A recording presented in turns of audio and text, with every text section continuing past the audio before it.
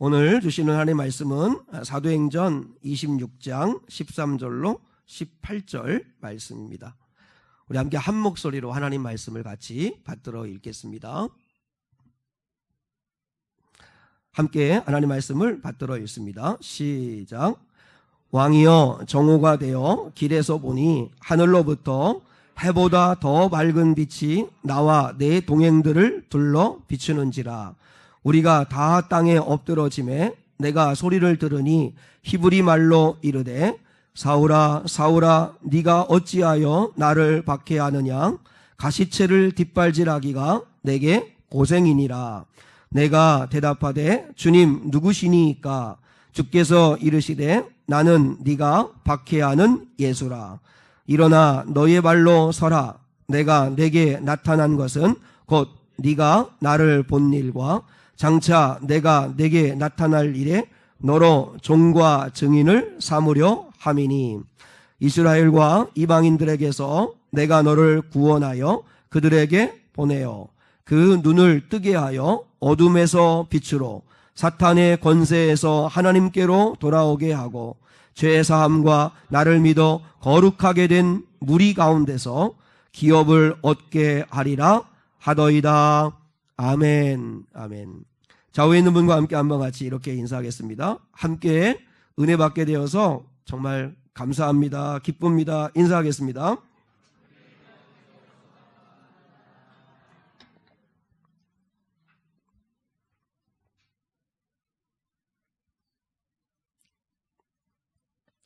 휘페레테스와 마르티스라고 하는 제목 가지고 함께 말씀을 나누기를 원합니다. 여러분, 그 예능 프로 가운데 집사부 일체라고 하는 프로가 있습니다. 한 번은 그때 박진영 씨가 그 사부로 나와서 그 예능 프로를 이렇게 함께하는 것을 보았습니다. 근데 그 박진영 씨가 자신의 이야기를 이렇게 하면서 자기는 빈칸에 들어갈 말을 찾으면서 인생을 살았다고 그런 이야기를 했습니다. 첫 번째는 뭐냐면 I want be 블랭크. I want to be. 나는 무엇이 되고 싶다. 나는 무엇이 되고 싶다. 라고 하는 그 질문을 가지고 늘 살았다고 합니다. 그리고 난 다음에 두 번째는 I want to live for 블랭크. 나는 무엇을 위해서 살고 싶다. 첫 번째 질문은 나는 뭐가 되고 싶다. 두 번째는 나는 무엇을 위해서 살고 싶다. 이 두 가지 질문을 찾기를 시작했다고 합니다.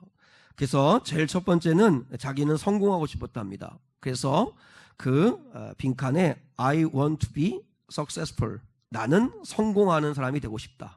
나는 성공하고 싶다. 라고 하는 그 빈칸을 채웠답니다.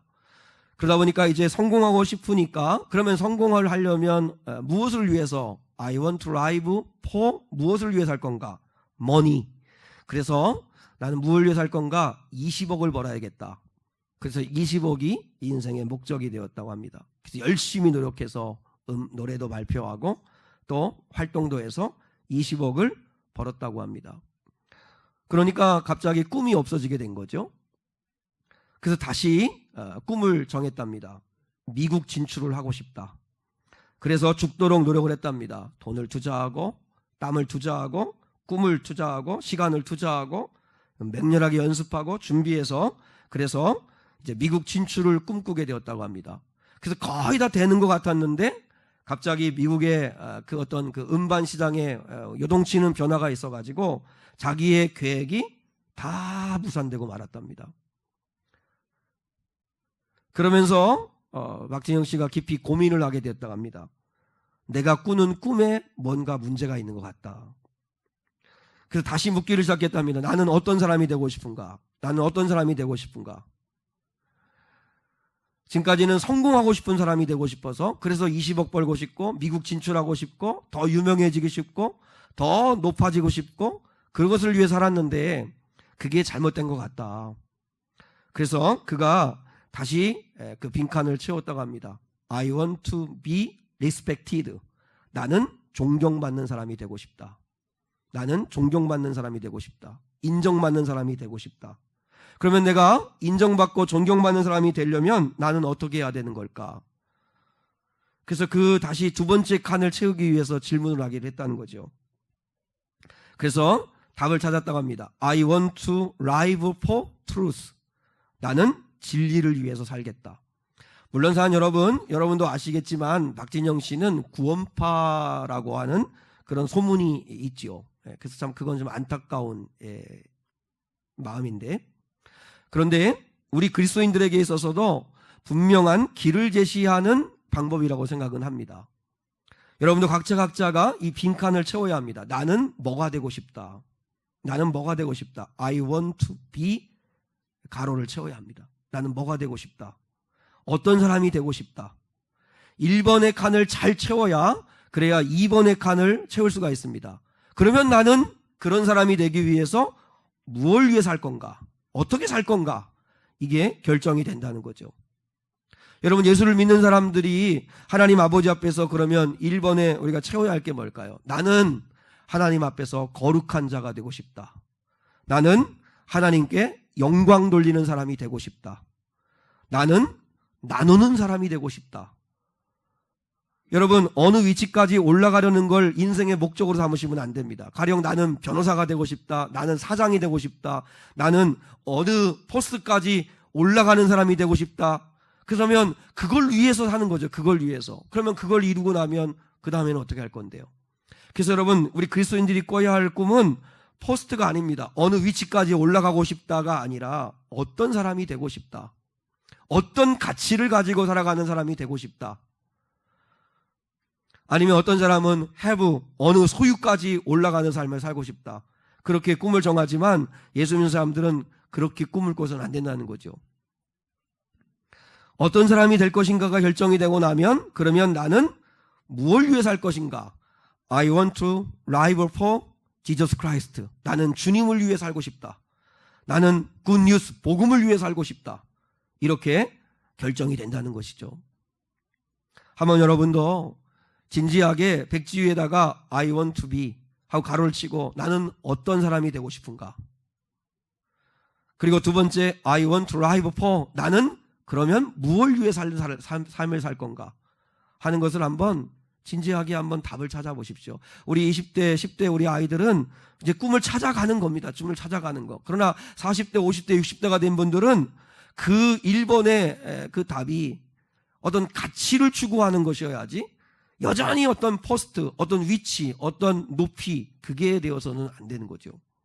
오늘 본문의 사도 바울은 분명하게 자신의 정체성을, 자기의 자신의 소명, 부르심받은 이유, 그리고 내가 해야 할 사명을 밝힙니다. 자, 16절 한 번 더 같이 읽습니다. 16절입니다. 시작. 일어나 너의 발로 서라. 내가 네게 나타난 것은 곧 네가 나를 본 일과 장차 내가 네게 나타날 일에 너로 종과 증인을 삼으려 함이니. 자, 이제 저를 보세요. 바울은 원래는 예수를 믿지 않은 사람이었죠. 원래 예수를 믿는 사람들을 증오하는 사람이었죠. 그래서 예수를 믿는 사람들을 잡으려고 다메섹으로 가다가 낮 12시에 강한 빛에 사로잡혀서 그리고 예수 그리스도의 음성을 듣고 주님을 만납니다. 그 부활하신 주님을 만남으로 완전히 회심하게 되죠. 이 회심 사건이 그에게 있었는데, 그리고 그때 회심하고 난 다음에 주님이 뭐라고 말씀하면 내가 너를 나의 종과 증인으로 삼으려 한다. 내가 너를 나의 종과 증인으로 삼겠다. 이렇게 그리스도께서 그를 부르셨다는 거죠. 그리고 이제 그는 어디에 가서든지 그렇게 이야기합니다. 나는 그리스도의 종이다. 나는 그리스도의 종이다.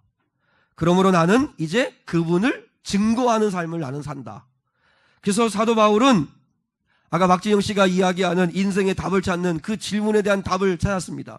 원래는 그런 사람이 아니었습니다. 원래는 성공 가도를 달리고 싶은 사람이었고, 그리고 높은 힘을 갖고 싶은 사람이었고, 그런 사람이었는데 이제 그는 예수님을 만나면서 분명한 I want to be, 나는 종이 되고 싶다.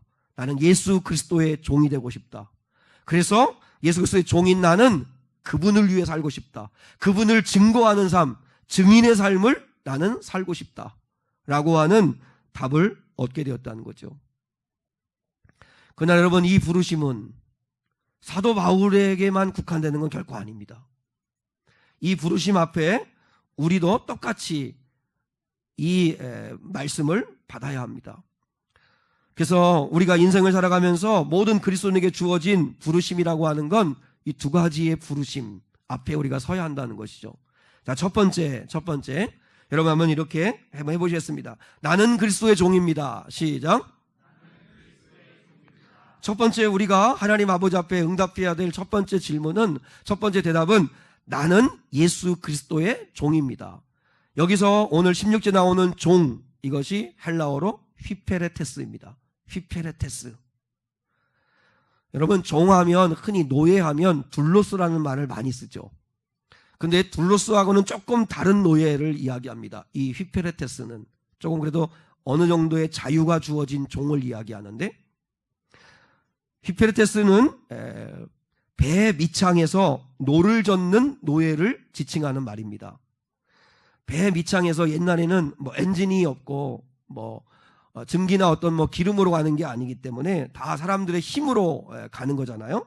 그러다 보니까 배 밑창에서 노를 젓는 그 노예들이 있었는데, 그 노예들을 가리키는 말이 휘페레테스입니다. 근데 여러분, 배 밑창에는 바깥을 바라볼 수 있는 창문도 없습니다. 휘페레테스는 자신이 노를 젓는 배가 어느 방향으로 가는지, 어느 속도로 가는지 전혀 알지 못합니다. 그에게 배에 관련되어서 자기가 결정할 수 있는 건 하나도 없습니다. 그저 그 단지 고수가 그 북의 소리 속도에 맞춰가지고 그 자신의 힘과 의지를 다해서 노를 젓는 일만 하는 것이 휘페레테스입니다. 자기가 이렇게 노를 저어서 가는 그 배가 어느 방향으로 가는지, 어느 정도의 속도로 가는지, 그리고 어디에 멈출 건지 전혀 자기가 결정할 권리가 없습니다. 그건 오직 전적인 선장의 소관입니다. 선장의 소관. 그러니까 다시 말하면 사도 바울이 베스도 총독과 아그리빠 왕과 유대인들 앞에서 예수 그리스도를 핍박하고 바울을 핍박하는 유대인들 앞에서 나는 예수 그리스도의 휘페레테스로 부름받았다. 마치 배 밑창에서 그저 고수가 울리는 그 북소리에 맞춰서 힘을 다해서, 의지를 다해서 노를 젓는 그런 노예로 부름받았다. 어디로 가는지, 어떻게 가는지, 어디에 멈출 건지 내게는 결정권이 없다. 나는 그리스도의 휘페레테스, 종일 뿐이다. 그러니까 전적으로 자신의 인생의 결정권은 주님에게 있다고 고백을 하는 거죠. 앞서 말씀드렸지만 사도 바울은 원래 그런 사람이 아니었습니다. 자신의 삶의 주인은 오직 자기였습니다. 자기의 성공을 위해서, 자기가 옳다고 생각하는 것을 위해서 미친 듯이 달려가던 사람이 바로 바울이었습니다. 그저 바울의 인생의 목적은 더 높이 그저 성공하는 것, 그게 인생의 목표였던 사람이었습니다. 그리고 또 얼마든지 성공 가도를 달릴 수 있는 조건을 가지고 있는 사람이었습니다. 출신도 좋았고 학벌도 좋고 또 그 다음에 집 배경도 좋고 얼마든지 출세 가도를 달릴 수 있는 그런 사람이었습니다. 그런데 바로 베스 총독과 아그리빠 왕 앞에서 바울이 주장하는 모습을 보니까 이들이 볼 때는 너무 이해가 안 되는 거예요. 그래서 베스 총독과 아그리빠 왕이 바울에게 이렇게 묻습니다. 너는 도대체 무엇 때문에 이런 삶을 사느냐? 네가 이렇게 고생하고 이렇게 묶여 죄수의 신분이 되고 이렇게 살 이유가 없는 사람 아니냐? 너는 얼마든지 성공적인 삶을 살 수 있는 사람이고 편하게 살 수 있는데 왜 이렇게 힘든 길을 굳이 가려고 하느냐? 그때 바울이 대답을 합니다. 나는 예수 그리스도의 휘페레테스 종입니다. 나는 그분의 증인입니다. 나는 그분의 일을 만나 구원을 받았습니다. 나는 그분을 만나 내 죄를 씻음 받았습니다. 그분이 나의 구원자임을 내가 알게 되었습니다. 모를 때는 예수님을 믿는 사람들을 핍박하고 예수를 핍박했지만 그 예수를 만나고 난 뒤에는 이제는 예수가 나의 주인이 되었습니다. 그러므로 나는 그분을 증거하는 삶을 살 수밖에 없습니다. 나는 그분을 절대 배신할 수 없습니다. 그게 바울의 고백이었습니다. 그게 오늘 나는 그리스도의 종과 증인으로 부르심을 받았다 라고 이야기하는 거죠. 정아 여기 앞에 봐요. 바울은 예수님을 진짜 만났습니다. 저는 오늘 예비한 우상한 성도들이 정말 주님을 만날 수 있기를 축복합니다. 내 자신이 죄인임을 알게 되고 내가 세운 계획이 잘못되었음을 알게 되고 예수님을 만난 사도 바울이 가장 먼저 한 일이 인생의 주인이 바뀐 겁니다. 주인이 바뀐 것. 예수 믿는다는 게 뭐예요? 주인 바꾸는 거예요. 주인 바꾸는 거. 근데 그걸 그렇게 고집을 부리고 우리가 하지 않죠. 주인을 바꾸세요. 예수 그리스도를 주인으로 삼으세요. 그러면 어디로 가든지 어디에 멈출 건지 우리 걱정할 게 없습니다. 그저 주님의 이끄시는 대로 가면 돼요. 여러분, 오늘 하나님 아버지 앞에 예배하며 나는 예수 그리스도의 휘피레테스가 되기를 원합니다. 주인이 바뀌기를 원합니다. 지금까지는 내 고집, 내 뜻, 내 생각대로, 내 정욕대로, 내가 세운 계획대로, 내 열심대로, 내 페이스대로 내가 하려고 했지만 이제는 주님에게 좀 맡기기 원합니다 하는 이 결단이 있을 수 있기를 축복합니다. 여러분, 이 휘피레테스에게 필요한 게 뭔지 아십니까? 전적 맡김입니다. 전적 맡김. 완전한 신뢰. 전적 맡김의 삶을 살았던 이 휘피레테스가 가져야 할 신앙이 있다면 이 휘피레테스를 묵상하면서 제가 받은 깨달은 은혜는 뭐냐면 테바 신앙을 가져야 한다는 것입니다. 테바 신앙. 오늘은 좀 이렇게 히브리어 헬라어를 이렇게 좀 써서, 근데 제가 주로 좀 많이 썼던 것들이니까 여러분들은 어렵지 않을 거라고 생각을 합니다. 테바라고 하는 말은 뭐냐면 상자라는 뜻입니다. 상자. 가장 먼저 나온 것이 출애굽기에 나오는 것입니다. 그 모세의 어머니 요게벳이 만든 갈대 상자, 그게 테바입니다. 테바. 그리고 창세기 6장에 보면 창세기에 먼저 나오죠. 죄송합니다. 창세기에 먼저 나오고 요한 그 출애굽기에는 이제 그 다음에 나오는 건데, 창세기 6장에서 노아가 만든 방주, 그것도 테바입니다. 테바. 그러니까 노아의 방주, 갈대 상자, 이게 다 크기는 상관이 없는 거예요. 구조가 어떠냐에 따라, 원리가 어떠냐에 따라서 이게 테바가 되는 건데, 쉽게 말하면 테바는 엔진이 없는 것입니다. 노도 없고 돛도 없고 닷도 없고 아무것도 없는 거예요. 그러니까 강물에 띄어지면 그저 하나님의 인도하심을 받는 것, 하나님이 이끄시는 대로 가야만 하는 것, 전적으로 하나님에게 맡길 수밖에 없는 것, 그게 갈대상자요, 그게 노아의 방주입니다. 내 의지는 단 0.1%도 거기에 섞일 수 없는 걸 말하죠. 여러분, 전적으로 하나님께 모든 것을 맡기는 삶, 그게 테바의 신앙인데, 테바 신앙인데, 그게 휘피레테스인 종들이 가져야 할 삶의 태도라는 거죠. 제가 설교를 준비하다가 요게벳의 노래라고 하는 그 찬양을 듣게 되었습니다.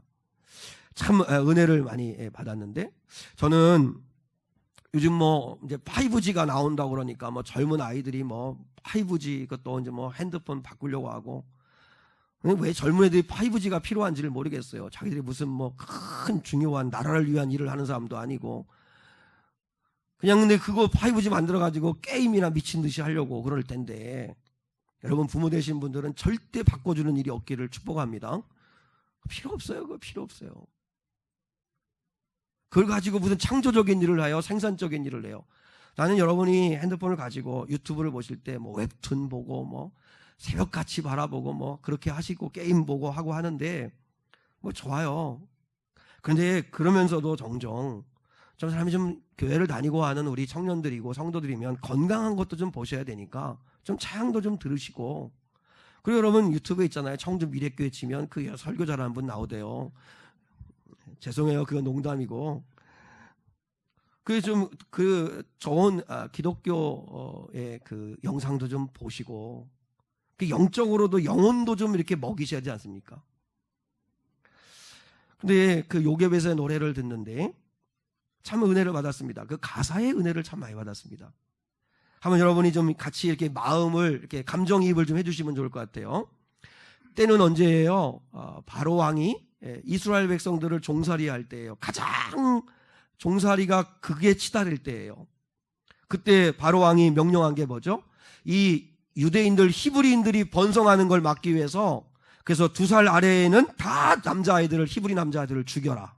그리고 앞으로 태어나는 아이들은 그 산파들한테 명령해서 그 자리에서 죽여라. 남자면, 여자면 살려주고, 그리고 또 하나 명령한 게 뭐예요? 그리고 히브리 남자아이들은 다 나일강에 던져 죽여라. 그러니까 아주 그 히브리인들의 씨를 말리려고 하는 정책을 쓴 거죠. 근데 만약에 이를 어길 시에는 집안이 다 멸절되는 거예요. 근데 그때 모세가 태어나잖아요. 모세. 어린 모세가 태어납니다. 그 어머니가 요게벳입니다. 요게벳이 바로 왕이 그렇게 명령하고 그렇게 해도 그래도 3개월을 숨겨 키웁니다. 목숨 걸고 키우는 거죠. 3개월을. 이제 더 이상 키울 수가 없어서 나일강에 던져야 되는데 그냥 던지면 포기하는 거고 어떻게 할까요? 그래서 갈대상자를 만듭니다. 갈대상자를 만들고 거기에 역청과 진을 발라서 물이 들어오지 못하도록 그렇게 하고 그리고 갈대상자를 나일강에 띄우는 거죠. 그때 그 어머니의 심정을 생각하면서 그 지은 노래입니다. 요게벳의 노래.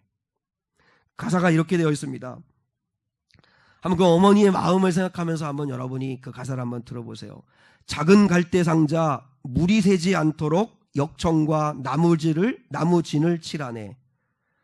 어떤 마음이었을까? 이 엄마의 마음이 어떤 마음이었을까?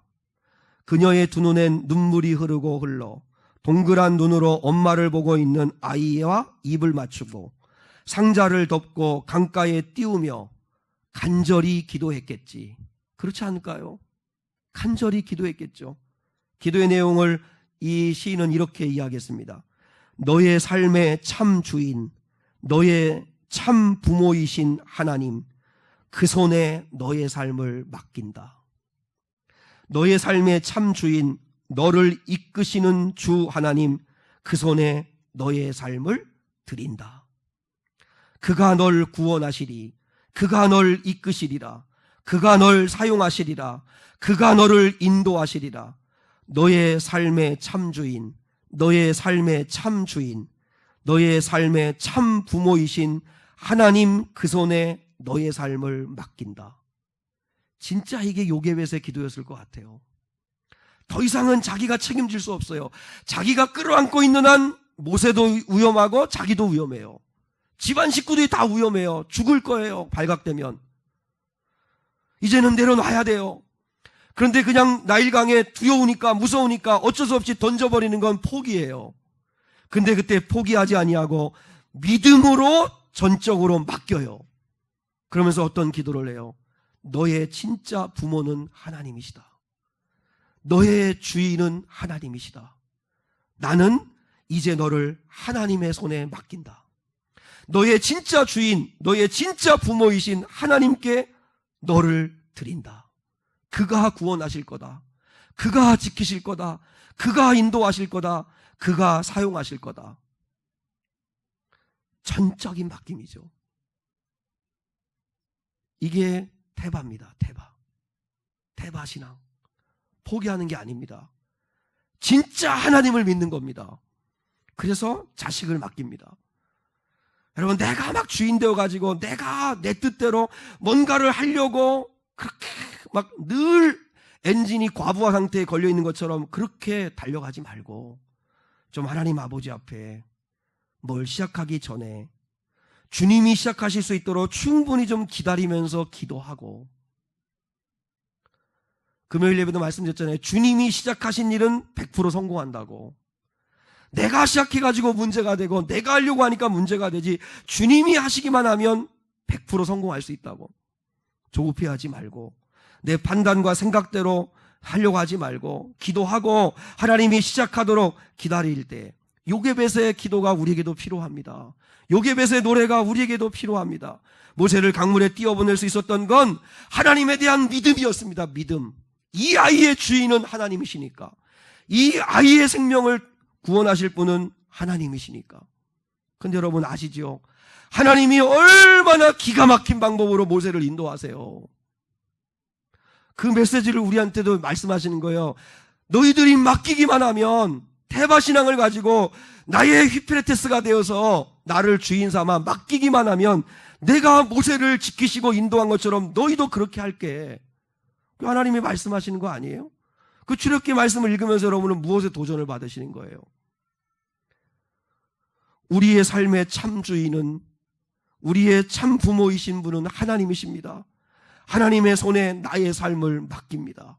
내 노후를 맡깁니다. 내 교회를 맡깁니다. 우리 아이들의 삶의 참 주인이시고 우리 아이를 이끄시는 분은 하나님이시니 그 하나님의 손에 내가 드립니다. 그저 나는 육신의 부모로서 할 수 있는 일만 하고 절대 과하지 마시고 절대 도를 넘지 마시고 대신 하나님이 구원하시고 하나님이 지키시고 하나님이 인도하시고 하나님이 사용하실 것을 믿고 한번 맡겨보세요. 전적으로 맡기는 자에게 주시는 은혜는 기가 막힌 하나님의 초월적인 도우심의 은혜가 있다는 것입니다. 제가 감사는 내 인생의 답이다 라고 하는 책을 다시 읽고 있는데 그 책에 보니까 이은호 목사님에 대한 자기 어머니 이야기가 나옵니다. 그 이은호 목사님이 이제 그 자기 어머니 이야기 하는데 자기 어머니는 아버지하고 결혼해서 결혼 생활 1년도 채 못하시고 아버지가 돌아가셨대요. 그러니까 태중에 자기가 있었고 그래서 독자예요, 독자. 그래서 그 젊을 때 남편하고 1년도 결혼 생활을 못하고 남편이 죽었으니 얼마나 암담하겠어요. 그러니까 그때부터 근데 포기할 수는 없으니까 그리고 하나님을 섬기는 그 신앙의 힘을 가지고 버티면서 자녀를 키웠는데 태중에 아이와 홀로 거친 세상을 헤쳐나갈 때 얼마나 힘들고 힘들었겠어요. 그래도 신앙의 힘으로 버텼다는 거예요. 신앙의 힘으로. 한 번은요 이분이 보따리 장사를 했는데 깊은 산골 마을에 들어가서 보따리 장사를 하고 이제 버스 시간에 맞춰서 5분 일찍 버스 시간에 맞춰서 정류장에 왔는데 그날따라 버스가 일찍 출발해가지고 자기 눈앞에서 버스가 출발에 가더라는 거예요. 그래서 혹시나 이 운전기사가 이렇게 거울로 자기를 볼까 싶어가지고 그 무거운 보따리를 들고 막 소리를 치면서 뛰어왔다는 거예요. 근데 보지를 못하고 그냥 버스가 가버리더라는 거예요. 다음 버스가 오려면 2시간이 남았는데 그 2시간을 버스 정류장에서 홀로 이제 무거운 보따리를 이렇게 내려놓으면서 그러면서 2시간을 보내는데 갑자기 눈물이 터진 거예요. 막 원통함이 터지고 혼자 그 외아들을 키우려고 그 젊을 때부터 보따리 장사하고 뭐 안 해본 일 없이 그렇게 정말 달려가는 자신의 모습 또 그런 모습들 생각하면서 2시간 다음 버스를 기다리는 동안 하나님 아버지 앞에 통곡하며 막 울었대요. 그리고 난 다음에 그 2시간 뒤에 왔던 버스를 타고 이제 집을 향해 가는데 그런데 옆 창가로 보니까 한 버스가 낭떠러지로 굴러 떨어져 가지고 완전히 엉망진창이 돼 있는 버스를 보았대요. 그리고 난 다음에 집에 와가지고 뉴스를 보는데 바로 어머니가 타려고 하다가 타지 못했던 그 2시간 전에 출발한 버스가 브레이크 고장으로 인해 가지고 낭떠러지로 굴러 떨어져 가지고 버스에 타고 있었던 사람들 전원이 사망을 했다는 뉴스를 보았다는 거예요. 만약에 아마 그 어머니도 그 버스를 탔더라면 다른 승객들과 똑같은 운명을 맞이했을 거라고. 그런데 버스를 놓치는 바람에 자기는 목숨을 건진 그 사건을 경험하면서 이 어머니는 하나님 아버지 앞에 더 납작 엎드렸어요. 왜냐하면 하나님의 손길 아니고는 안 되는구나.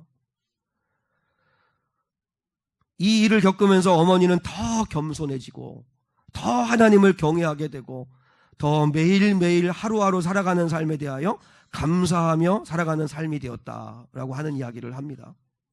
여러분, 저는 믿습니다. 물론 우리는 결국은 죽음을 맞이하고 하나님 아버지 앞에 갈 겁니다. 뭐 예수 믿는 사람도 병도 걸릴 수 있고 사고도 만날 수 있고 사건을 만날 수도 있습니다. 그렇지만 한번 생각해 보세요. 여기까지 살아온 삶을 돌아보면 기적 같은 하나님의 나도 모르는 도우시는 은혜가 있었기 때문에 여기까지 온 거 아닙니까? 여러분 이만큼 살아온 게 여러분의 노력의 결과물로 다 얻어낸 겁니까? 그렇지 않습니다. 물론 어떤 분들은 내 인생은 왜 이렇게 정말 초라할까? 왜 이렇게 결핍이 많을까? 그래서 원망하고 불평할 수 있지만 원망 불평하는 마음을 좀 내려놓고 오히려 다른 하나님의 마음으로 바라보면 정말 나는 예수 그리스도의 휘페레테스입니다 라고 하는 주인이심을 하나님을 고백하고 살아온 사람들에게 하나님이 베푸신 은혜가 뭐냐면 초월적인 하나님의 도우심의 손길이 있다는 겁니다. 지나고 나면 진짜 하나님의 도우심이었구나. 하나님의 정말 도우심이 한두 번이 아니었구나 하는 걸 깨닫는 것, 그게 하나님의 은혜입니다. 나일강에 뛰어났는데 그 갈대상자가 갈대밭에 걸리는 것도 신기하고, 때마침 그때 바로의 공주가 목욕하러 오는 것도 신기하고, 만약에 바로의 공주를 경호하는 사람들이 보았으면 갈대상자를 그냥 제거해 버렸을 건데, 그런데 때마침 또 바로의 그 딸이 그 갈대상자를 바라보고 그걸 가지고 와서 열었더니 히브리 남자가 있는데, 그러면 여러분 죽여버려라, 강물에 던져버려라, 아버지 명령이니까 그렇게 할 수 있는데, 그런데 모성애가 자극이 돼서 그 아이가 불쌍해지고, 그래서 그 아이를 양자 삼아서 40년 동안 바로가 죽이라 명령했는데 히브리인 모세는 바로의 공주의 양아들이 되어서 거기서 성장을 해요. 누가 아세요? 누가? 요게벳이 알았겠어요? 모세가 알았겠어요? 그런데 하나님이 하시잖아요. 하나님이. 왜요? 태바, 맡기니까. 여러분, 하나님 아버지 앞에 해야 될 일 뭔지 아십니까?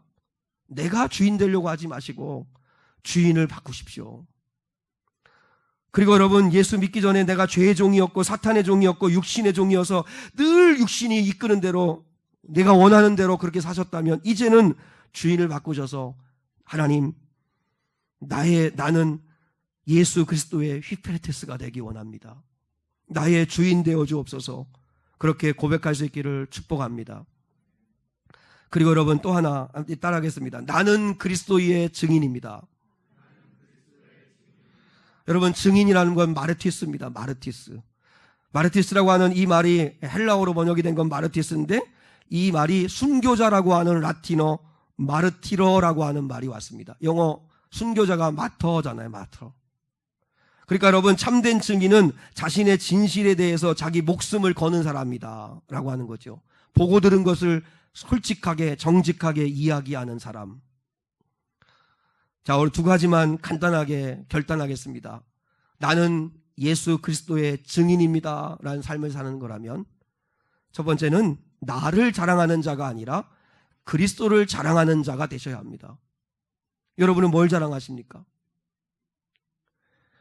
자, 여러분, 어느 목사님이 그랬다고 그래요. 그 목사님은 설교하실 때마다 내가 미국에 있을 때, 아마 미국에서 유학을 하셨나 봐요. 그러니까 늘 설교 때마다 내가 미국에 있을 때 그 얘기를 하니까 성도들이 너무 듣기가 힘들었다고 그래요.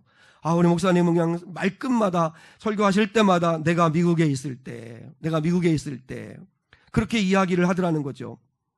그래서 이제 그 목사님이 은퇴할 때가 되었대요. 야, 이제 은퇴하시니까 더 이상 그 말을 안 들어도 되겠다 싶었는데, 은퇴하는 고별사 할 때도 내가 미국에 있을 때 이러면서 고별사를 했다고. 여러분, 그 목사님에게는 자랑이 미국에서 유학한 게 자랑인 거죠. 그래, 내가 미국에 있을 때 이렇게 이야기하는 거죠. 여러분, 어떤 분들은 술 센 걸 자랑하더라고요. 내가 술이 얼마나 센지 아냐. 또 어떤 분들은 성질이 불같은 걸 자랑하더라고요. 아, 나는 뭐 뒤끝이 없어. 나는 성격이 불같아도 뒤끝은 없어. 벌써 다른 사람들은 다 죽었는데 자기만 뒤끝이 없어서 그냥 다 해놓고서 그 다음에 잊어버렸다고 이러고. 또 어떤 사람은 음욕을 자랑하죠. 여러분 아시죠? 우리 연예인들이 단톡방에서 자기의 음욕을 자랑하다가 패가 망신하지 않습니까? 여러분 기억하셔야 합니다. 어둠 가운데 행한 죄가 대낮 같은 밝음 앞에 다 드러나게 될 것입니다. 그러니까 여러분, 우리가 하나님 아버지 앞에 죄 짓는 걸 너무 쉽게 생각하면 안 돼요. 하나님이 다 들춰내면 그러면 드러나게 돼 있습니다. 근데 여러분, 그 드러나게 된 이유도 아주 사소한 것들입니다. 생각이나 있겠어요? 자기들의 죄가 그렇게 드러날 것이라고? 근데 자그마한 사건 하나가 실마리가 돼가지고 벗겨지고 하면서 어마어마한 일들이 벌어지잖아요. 하나님이 벗기시면 다 벗어지게 됩니다. 그러니까 우리가 죄악 가운데 두려워해야 돼요. 자식 자랑하는 사람 참 많죠. 앞으로 여러분 자식 자랑하고 손주 자랑하려면 돈 내고 자랑해요. 돈 내고. 또 요즘은 먹방 시대다 보니까 뭘 어디서 먹었다 SNS에 늘 뭐 먹는 음식 올려놓고 방송 보세요. 다 먹방 프로가 얼마나 많은지 몰라요. 그리고 강함을 자랑합니다. 내가 누구하고 친하다. 내가 누구하고 내가 잘한다. 세상은 다 이런 거 자랑합니다. 그런데 예수 그리스도의 증인은, 한번 여러분 생각해 보세요. 목사인 제가 이런 것들, 예수 아닌 다른 것들을 자랑하면 그건 추한 겁니다. 그렇지 않습니까? 사도 바울이 왜 능력 있는 줄 아세요? 사도 바울의 자랑은 약함을 자랑했고, 그리고 그리스도를 위하여 고난받은 것을 자랑했습니다. 우리 그리스도인의 자랑은 이게 돼야 합니다. 고난받은 거. 그리고 자기의 약함, 그걸 자랑해야 합니다. 여러분은 뭘 자랑해요? 예수를 믿는다, 장로님이다, 권사님이다 하는데 세상의 것을 자랑하면 그건 여러분 추한 겁니다. 우리는 주님을 자랑해야 합니다. 주님. 왜 그리스도인들이 능력이 없는지 아시잖아요. 자랑하는 게 서양 사람들과 다를 바가 없기 때문에 서양 사람들이 존경하지 않아요. 여러분, 복음에는 배타성이 있습니다. 기독교의 복음은 너는 틀렸고 우리가 맞다라고 하는 걸 주장하는 논리입니다. 그러다 보니까 서양 사람들이 뭐라고 그래요? 기독교는 독선이다. 기독교는 고집스럽다. 기독교는 자기들만 옳다고 한다. 왜냐하면 우리가 주장하는 게 뭐예요? 예수에게만 구원이 있다. 예수를 믿어야만 구원받는다. 다른 이름으로는 구원받을 만한 이름이 없다. 기독교 외에는 다른 종교에는 구원이 없다. 이렇게 얘기하니까 서양 사람들이 막 혀를 두르는 거예요. 너희들은 너무 배타적이다. 너무 고집스럽다. 완고하다. 독선적이다. 라고 이야기하는데요. 그런데 한 여러분, 그래서 많은 사람들이요, 기독교를 싫어하고 핍박하고 고집스럽다고 이야기를 합니다. 그런데 그건 어쩔 수가 없는 겁니다. 그러면 어쩔 수 없는 복음의 특성을 우리가 어떤 옷에 입혀서 그들에게 보여줘야 되는지 아십니까? 그건 원수도 사랑하는 사랑을 보여주는 기독교의 우리가 삶을 살아갈 때 그때 저들은 복음의 귀를 기울이는 겁니다. 여러분, 희생적인 사랑을 보여주면서 그때 분노의 불길이 꺼지는 거죠. 왜 저자들이 저렇게 기독교를 악을 쓰면서 여러분 미워한지 아십니까? 말만 하니까. 말만 하니까. 일제시대 때 콜레라가 창궐할 때 어느 누구도 나서서 그 시신을 수습하려고 하지 않을 때 그때 크리스찬들만이 죽음의 위험을 감수하고 그 시신들을 수습해서 장례를 치러줬다고 그래요. 그 그리스도인들의 희생과 그 수고에 사람들이 마음의 문을 열었다고 그래요. 그리고 복음을 듣기를 시작했다고 그래요. 여러분, 복음의 배타성은 무엇으로 여러분 극복해야 되는지 아십니까? 그건 우리의 희생입니다. 우리의 사랑입니다. 그걸 보여줘야 저들의 기독교의 복음이 배타적인 게 아니라 힘이 있다고 생각을 합니다. 근데 우리는 예수 믿어야만 구원받아! 라고 이야기하만 하지 실제 우리는 살지는 않잖아요. 보여주지는 않잖아요. 그러니까 저들이 비난하는 거죠. 여수의 손양원 목사 순교기념관에 가면 그 정가운데 그게 있더라고요. 손양원 목사님이 나병 환자들의 그 피고름을 입으로 빨아주는 장면을 이렇게 만들어 놨더라고요. 그러니까 감동하는 거예요. 두 아들을 죽인 안재선이라고 하는 그 아이를 양자 삼아요. 그리고 두 아들을 장례식 할 때 9가지 감사를 해요. 그러니까 복음의 귀를 기울이는 거예요. 물론 여러분, 우리는 그런 믿음으로 산 사람들에 비하면 나는 너무 조족지혈이다. 나는 격차가 너무 커서 못하겠다. 그렇지 않습니다. 그들도 다 일반이었고 평범한 삶을 사는데 순간순간마다 성령 의지하고 말씀으로 자기를 돌아보고 믿음을 구하면서 그렇게 된 것입니다. 제가 시간이 좀 지나서 죄송한데 한 가지만 더 말씀드리고 말씀 마치겠습니다. 2017년도 많은 사람을 감동시켰던 KBS 스페셜 암 교회 오빠라고 하는 그 방송이 있었죠. 기억하십니까? 교회 오빠라고 하는 거. 잘 기억 안 나죠?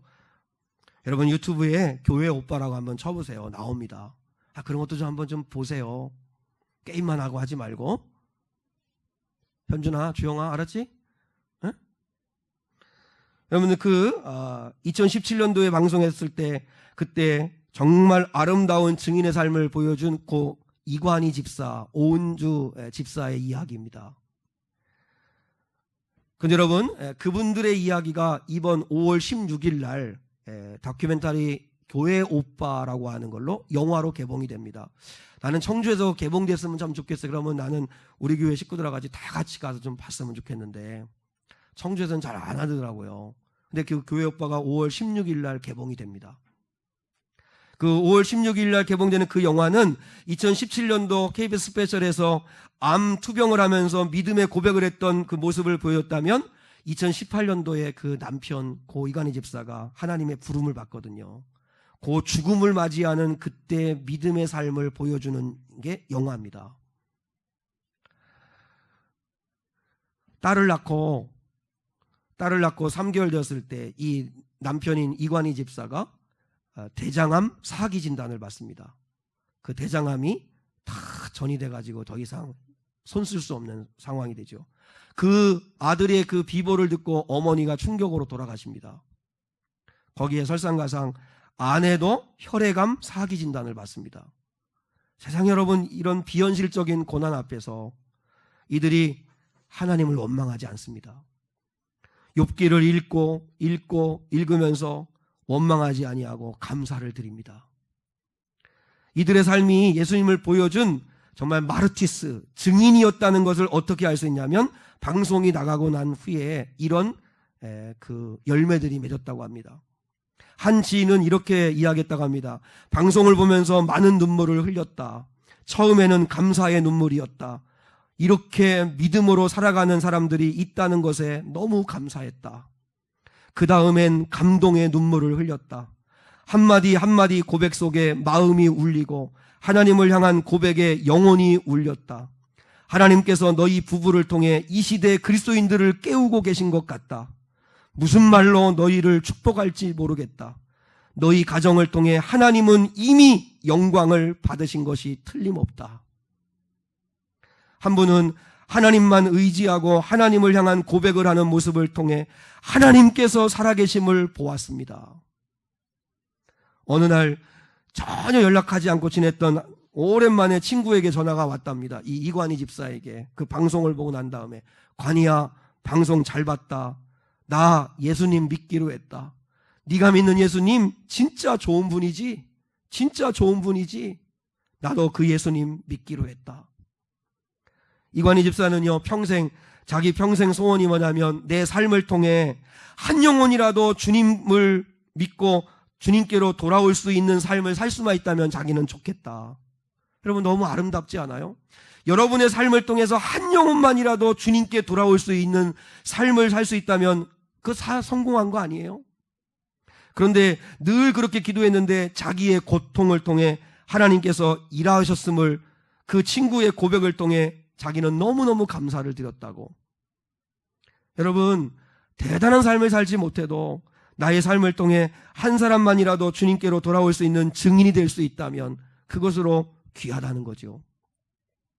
우리는 예수 그리스도의 휘페레테스와 마르티스로 부름을 받은 자들입니다. 여러분, 주인을 바꾸셔야 합니다. 내 삶을 보면 믿음으로 산 사람들에 비하면 너무 격차가 커서 절망할 수 있는데 그렇지 않습니다. 이들도 순간순간 씨름한 거고요. 순간순간 절망하는 가운데도 또 소망을 가진 거고요. 성령님께 도움을 구한 거고요. 원망하려고 하는 입술을 꽉 깨물고 감사를 한 거고요. 우리와 똑같은 사람입니다. 그런데 하나님의 살아계심을 보여주었습니다. 요게벳의 노래처럼 나의 삶의 참주인, 나의 참 부모이신 나의 하나님께 나의 삶을 맡깁니다. 당신이 구원해달라고, 당신이 인도해달라고. 여러분, 오늘 말씀에 그 한 줄로 오늘 말씀을 정리하면 그런 건 이것입니다. 주님, 나의 남은 삶, 주님의 휘페레테스가 되어 마르티스의 삶을 살게 하여 주옵소서. 이게 우리의 고백이 되어야 되고 이렇게 사셔야 합니다. 그렇게 살 수 있는 저와 여러분 될 수 있기를 축복합니다.